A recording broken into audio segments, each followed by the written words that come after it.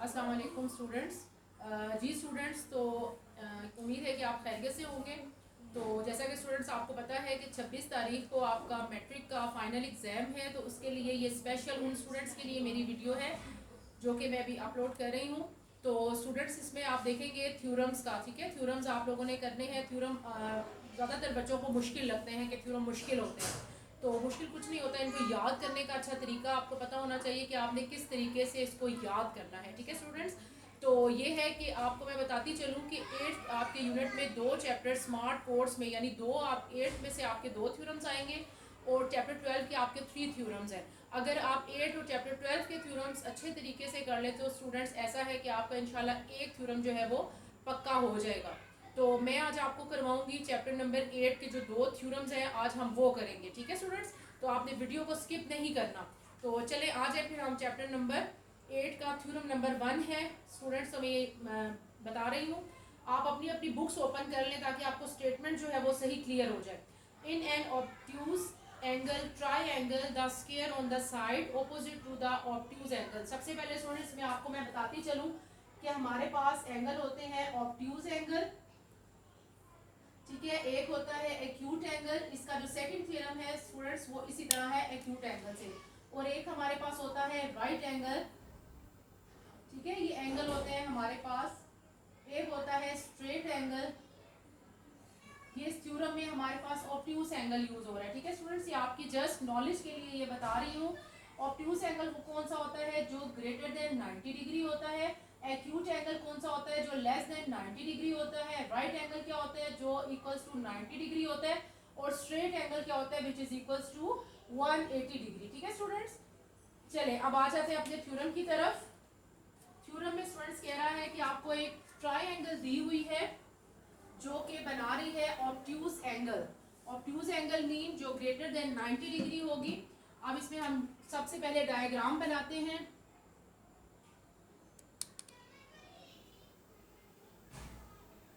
ठीक है स्टूडेंट, जैसा कि ये बात हो रही है कि ये ऑब्ट्यूज एंगल है यानी 90 डिग्री से ज्यादा, ठीक है, 90 डिग्री से ज्यादा।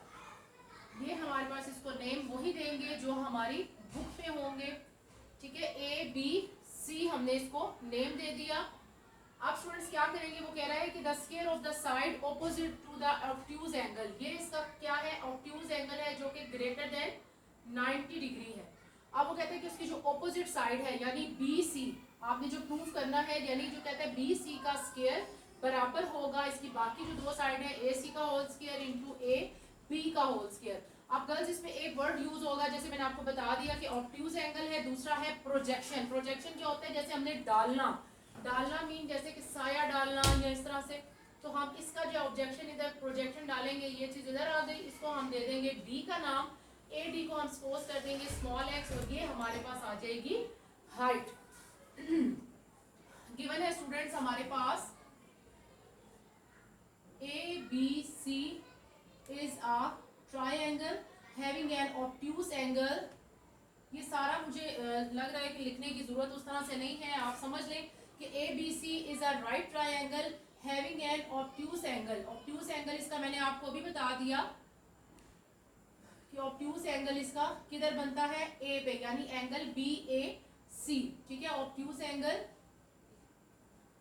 बी ए सी हमारे पास आ गया। फिर हमने क्या किया है स्टूडेंट्स कि हमने draw C D perpendicular. Perpendicular का साइन क्या होता है स्टूडेंट्स, ये कि हमने सी डी परपेंडिकुलर ड्रॉ किया है किसके ऊपर, ऑन बी ए, ठीक है, ऑन बी ए प्रोड्यूस, यानी इससे बी ए प्रोड्यूस हुई है, ठीक हो गया। फिर हमने क्या किया कि so that A D is the projection of A C, so that A D is the projection of A C, ठीक है, on B A produce. B A produce हुआ तो हमने ये सपोज कर लिया ए के सामने स्मॉल ए, सी के सामने स्मॉल सी, और इसको हमने कह दिया बी। यहाँ पे भी आप ये बता सकते हैं कि let B C is equals to small A B is equals to small C and A C is equals to small B. जी स्टूडेंट्स, उम्मीद है कि यहाँ तक आपको समझ आ गया होगा। ये हमारा गिवन था, एक दफा फिर सुन ले कि A B C is the right triangle having an obtuse angle, angle B A C हमें गिवन था draw C D is a perpendicular on B A produce, ठीक है।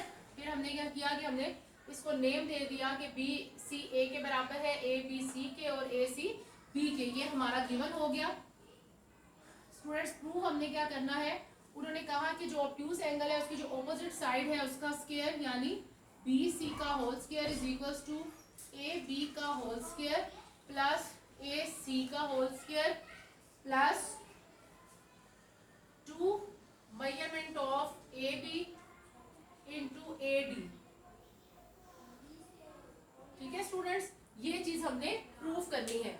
अब हम इसको प्रूफ करेंगे स्टूडेंट्स। तो सबसे पहले हम आ जाएंगे, यहाँ तक आपको समझ आ गया होगा, ये मैं रेस कर देती हूँ और स्टेटमेंट रीजन प्रूफ हम इधर ही कर लेते हैं, ठीक है स्टूडेंट्स।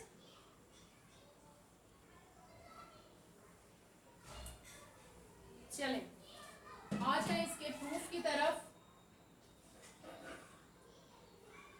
ये प्रूफ है इसका, हम करेंगे स्टेटमेंट। और हम जब कोई भी स्टेटमेंट देंगे स्टूडेंट, साथ हमने रीजन जरूर देनी है कि हम ऐसा क्यों कर रहे हैं। जी अब देखिए स्टूडेंट, सबसे पहले हम देखेंगे कि हमारी एक छोटी ट्रायंगल जो हमने इसको कंस्ट्रक्शन में प्रोजेक्शन से ही हमने इसको किया, इसमें कंस्ट्रक्शन नहीं थी स्टूडेंट्स, ये कंस्ट्रक्शन में नहीं आ रहा, ये उसने हमें थ्योरम में ही दिया हुआ था, गिवन में ये चीज हमें दी हुई थी कि उसका प्रोजेक्शन आएगा, ठीक है। तो ये हमारे पास छोटी राइट एंगल ट्रायंगल देके बन रही है सी ए डी, ये बिल्कुल स्ट्रेट है प्रोजेक्शन, ठीक है। ये चीज हमारी यहाँ पे बन रही है 90 डिग्री का एंगल। तो हम पहले इस छोटी ट्रायंगल को ले लेंगे in right angle triangle C A D, ठीक है। सी ए डी में अगर हम एंगल सी डी ए देखें, measurement of angle C D A मैंने अभी बता दिया, वो इस किसके इक्वल है 90 डिग्री के। ये चीज हमें गिवन थी, ठीक हो गया स्टूडेंट्स। उसके बाद आप देखिए बाय पाइथागोरस थ्योरम, इस वाली छोटी ट्रायंगल में अगर आप बाय पाइथागोरस थ्योरम लगाएं स्टूडेंट्स, तो आपको पता है बाय पाइथागोरस थ्योरम क्या होता है, हाइपोटेन्यूज का स्क्वायर इनटू बेस का स्क्वायर एडी का स्क्वायर इनटू परपेंडिकुलर का स्क्वायर। अब ए सी हमने किसके इक्वल पुट किया है, बी स्क्वायर के, ए डी हमने किसके लिया है, एक्स स्क्वायर के, सी डी क्या है, एक्स स्क्वायर। यहाँ से स्टूडेंट्स आप h की वैल्यू निकाल सकते हैं। h की अगर आप वैल्यू निकालें, x को इधर ले जाएंगे तो ये हो जाएगा B square minus X square, इसको मैं कह देती हूँ इक्वेशन 1। और यहाँ पे आप मेंशन रीजन में दे सकते हैं कि पाइथागोरस थ्योरम, ठीक हो गया जी।